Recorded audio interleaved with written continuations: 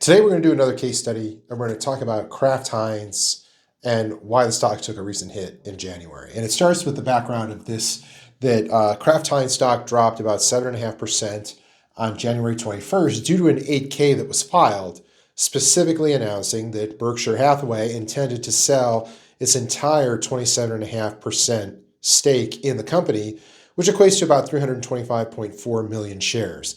That's a lot of stock.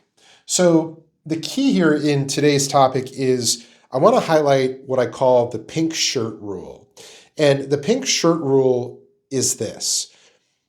I only talk to investors that wear pink shirts and trade stocks on Tuesday. And essentially, this is a long way of saying selective shareholder engagement. And a lot of times, brand cachet drives this selective engagement. I'm a Fortune 500 company. Everybody knows me. Everyone has to own me because I'm in the index. So therefore, I only have to talk to my top 5, top 10 investors or top 20 investors. I'm not going to talk to anyone else.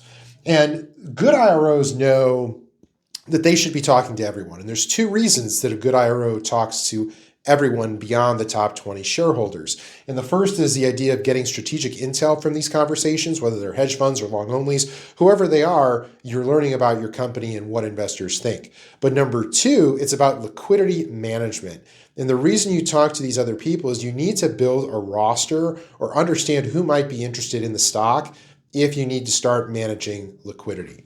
So let's get into the Kraft Heinz problem. And there's a lot here. And it starts with this idea that there's a looming split of the company in 2. So you already have a liquidity management problem in terms of creating 2 shareholder rosters. Secondly, you have a cornerstone shareholder now selling their entire position, which is almost 30% of the company. You've now added another layer of complexity to your liquidity management.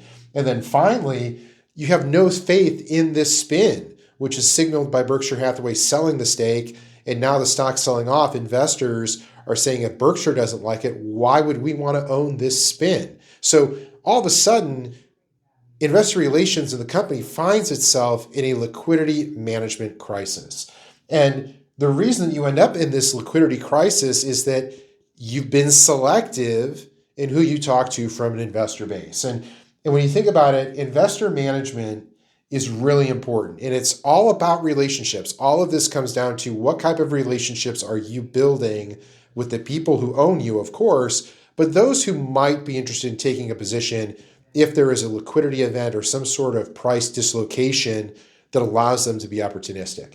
And the key is relationships matter. You've got to talk to everybody because it drives liquidity management, but more importantly, it drives credibility management. If you're willing to talk to these people who don't own, that's how you build the relationship and get them to buy when there is a dislocation event because of significant liquidity.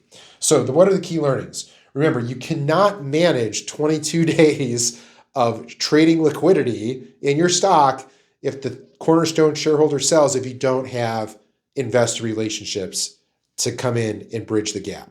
Thanks for watching.